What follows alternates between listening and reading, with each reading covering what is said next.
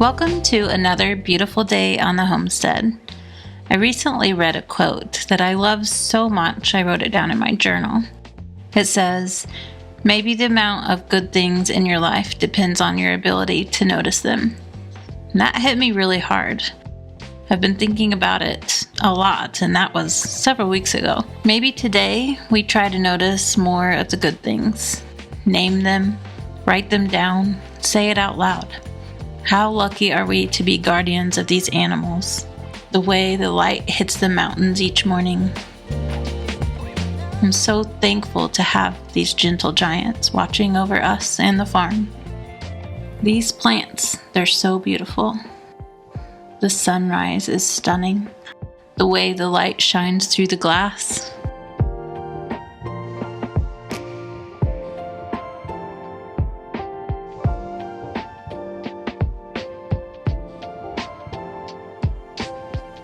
Fluffy kittens, a roof over our heads, and goats about to kid.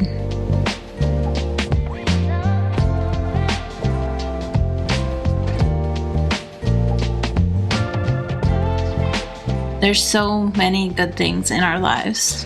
Today, let's take time to notice the good things.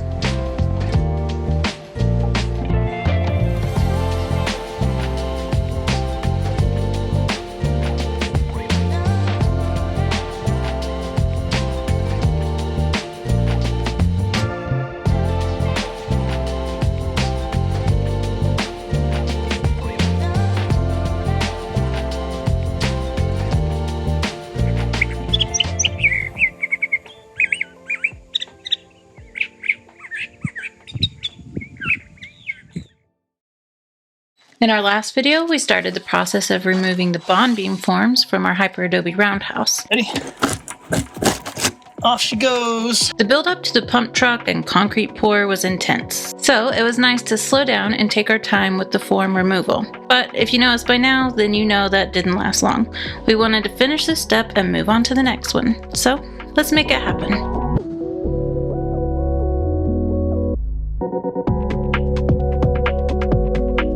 Oh hey, back out at the roundhouse working on bond beam forms. Yeah, we still haven't got them off yet. It's just a really slow process, guys. It takes a while. I'm just out here by myself. It's kind of late afternoon. I've been working on video stuff all day, and I just wanted to get some sunshine. So I'm going to work on a single side of the form because you can't really get the other side. In the outside area, you need a couple of people to move the scaffolding because of the way the ground moves. So I'm just going to stay inside here where I can easily move the scaffolding and just work on it myself. Now you might be wondering, what is the process for removing a bond beam form? Well, it's kind of the reverse of building a bond beam form. So I'll walk you through the steps. While I've got you here, it should be easy, right? I want to take out the 2x, so we have 2 screws holding them in. Now, what I should try to do is get it this side too.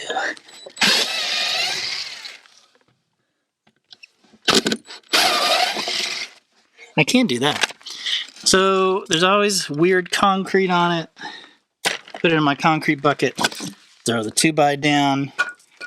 Put the screws in my hardware bucket that will go organized later. You're wondering why some of these 2x's have these big chunks of concrete all over them.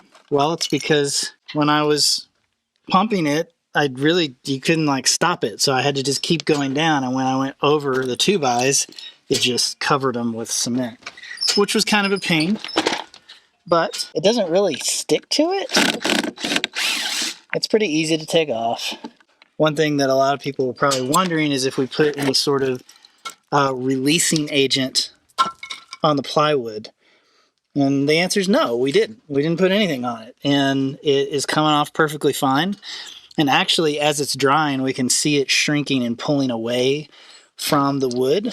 And so really all it takes is a crowbar near the awl thread, because the awl thread is really what's holding it. That's where all the tension is. So it comes off pretty easy. You just got to put a little pressure on it and just work your way down. Well, I guess, see guys, I always get ahead of myself. Let's finish the 2x's and then we'll keep going.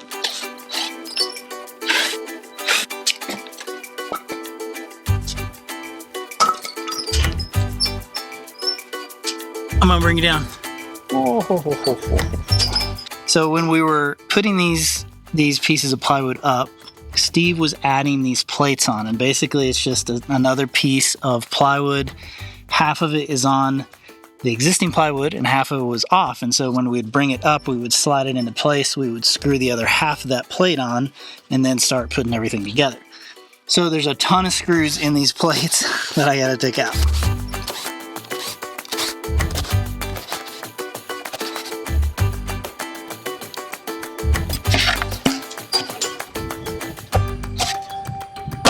Also, when you're undoing the plywood with the screws, if there's a plate, which there is right here, you want to make sure you undo the screws that were holding the plate into place, otherwise you'll get stuck on it. Now, not the last step, but the next step is to take your socket and remove all the nuts from the all thread and pry off the washers so you can start to peel the plywood away. There, just like that.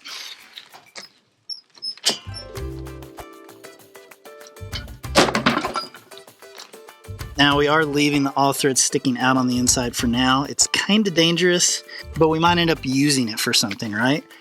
So that means I don't have to grind, and I don't actually need these glasses. So let's get this section finished up.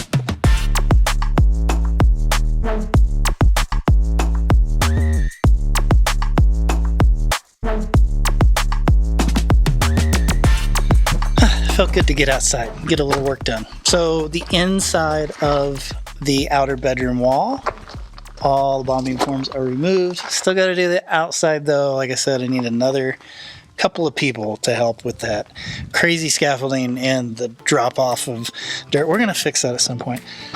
Anyway, day's over. I'm done. I'm out. We'll get back to it tomorrow.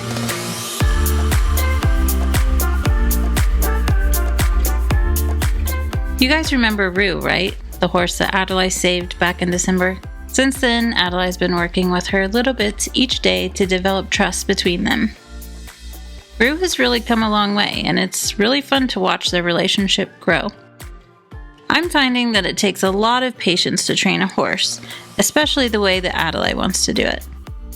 There's no pushing, no rough methods. She's choosing to go the positive reinforcement route, and it's really starting to pay off. They're learning how to communicate what each other wants and respect each other's choices. If Roux isn't ready for the halter, Adelaide doesn't rush her. She just simply waits until she's ready, staying consistent in what she's asking of Roux and rewarding her when she does what is asked of her. It's really beautiful to watch. We could barely even touch Roux when she first arrived, and now Adelaide can pick up her feet most of the time, and Roux is even okay with a good brushing. We're still working on it, but she's improving every week. What you may not know is Adelaide has been working towards completing her certification in the Masterson method. And because I know I'm going to get asked a lot of questions, the Masterson method is an interactive method of bodywork for horses. It's a way to relieve years of built-up stress and tension in core muscle groups in the horse. With the Masterson method, you learn how to recognize the responses of the horse in order to release the tension. It works with the horse's nervous system, and it's something that the horse is actively participating in. You're not doing this to the horse, you're doing it with the horse. It's really fascinating, and she's been able to work on a lot of horses in our area. Over time, you really start to see improvements in their movements and behavior and their relationship with their owners. It's something she's super passionate about, and it's really cool to watch her work with Roux. This horse has really come a long way in such a short amount of time, and I'm excited to watch their relationship grow. It's just also really cool to watch your kids find something they're super passionate about and really go for it. We couldn't be more proud, and it's nice to have Roux here on the homestead.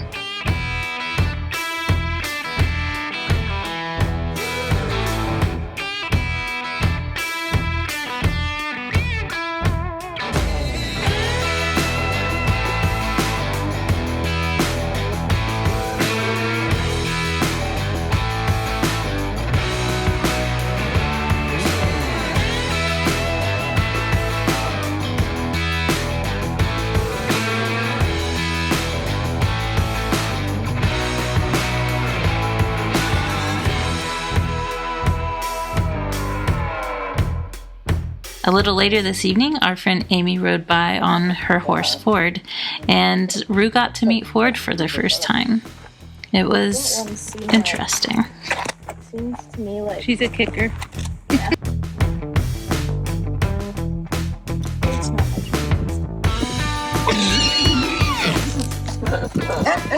I think all in all, it was a really good day for Roux. She got to work in the round pen, she got to go on a walk around the homestead, she got to meet Ford, and now she's just anxiously waiting for dinner.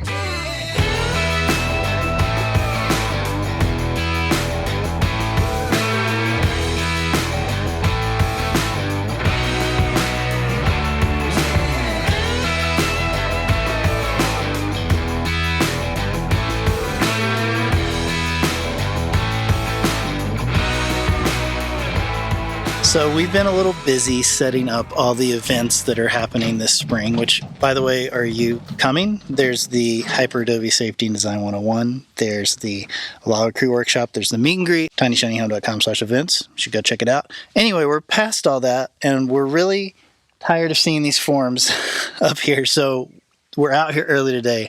We're going to get this part done, get all the bond beam forms off so you can actually see what it looks like. I'm excited to see what it looks like. So, let's make it happen.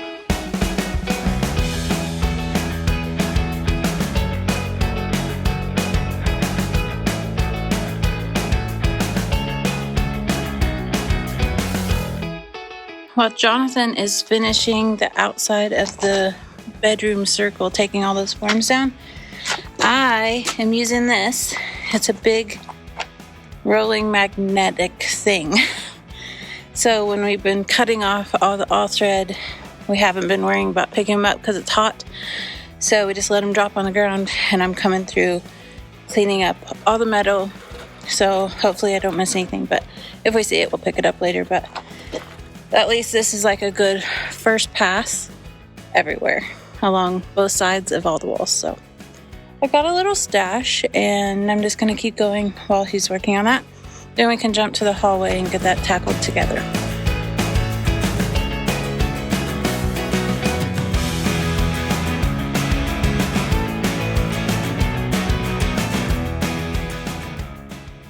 Just can't get over how clean it all is, you know? Like it's flat, no leaks, straight.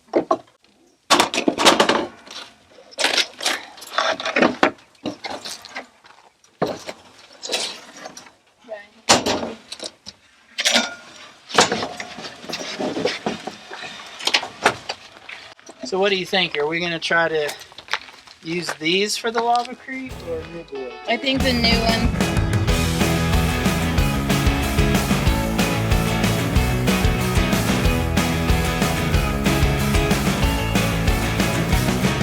I'm going to take all this stuff and put it on the scaffolding right here so we can just move it over and do the last wall. This might be our cleanest end right here. Looks good. I like it.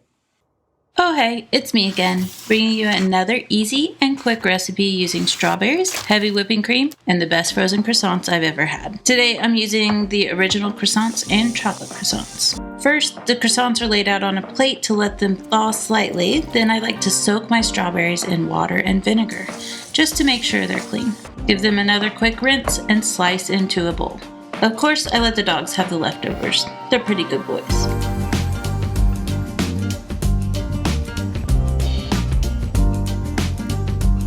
Add a little bit of sugar to the strawberries and let them sit off to the side while you whip up the heavy cream. Once the heavy whipping cream starts to get thick, I'll add a touch of sugar just to sweeten it up a bit. Toss that in the fridge while we prepare the croissants. Now, these croissants are from Wild Grain, which I love, but I don't have 20 minutes to bake them in the oven, so into the waffle maker they go.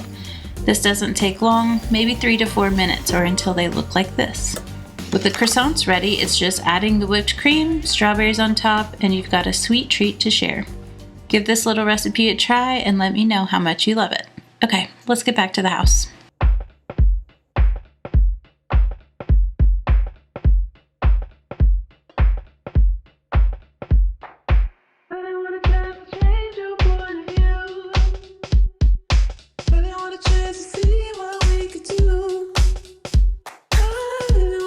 Show you something new.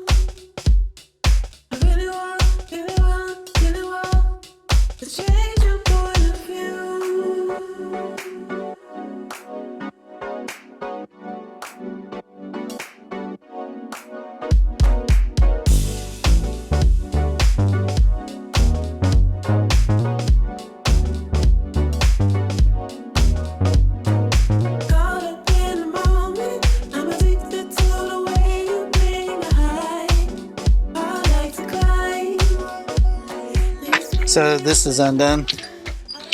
Yeah. I feel like I need to get the blade out of the way though. So Jeremiah will pull it up and tell you this. I don't think you should have pulled it up until. Is anybody down there? That's what caused it to crack. Is anybody down there? No. I need the small pry bar. Oh, it's underneath the camera. What do you need it for? Look how full this is. I way overfilled this. Looks like up to the 2x. Well, it was really hard to control near the ends.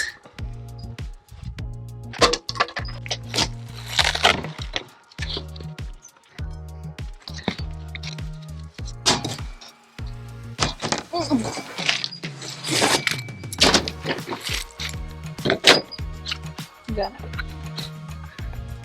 I'm like, It's not full. Afties. can't be thrown in there.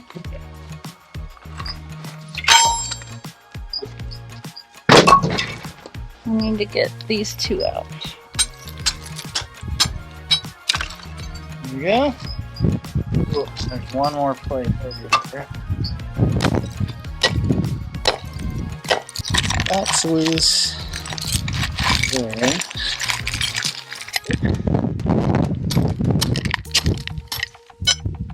I'm not left-handed. There's Look at that.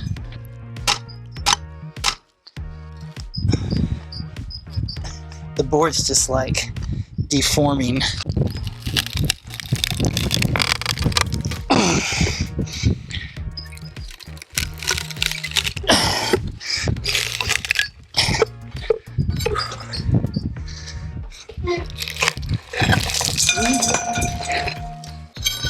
Why don't you pull it out?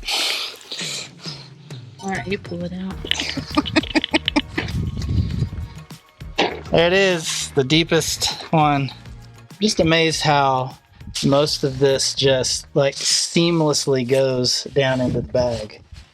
It's like tamping the sides of the bag was good. It had a purpose. It did. It has multiple purposes. It does. And God knows what he's doing with formwork. It's true. And you guys executed it perfectly. Good job. Hey, guess what? Hey, that's it. We're done. We did it. You know what we need now? Drone shots. I thought you were going to say drinks. That should be good. But yeah, we should take the drone up so we can see what it looks like. In 3, 2. Can you take me higher? Higher, higher. Can you take me higher? Higher, higher. Can you take me higher? Higher, higher. Can you take me higher? Higher, higher. When you're all over my mind, all in my mind. That's all that matters. That's all that matters. And I just stare in your eyes.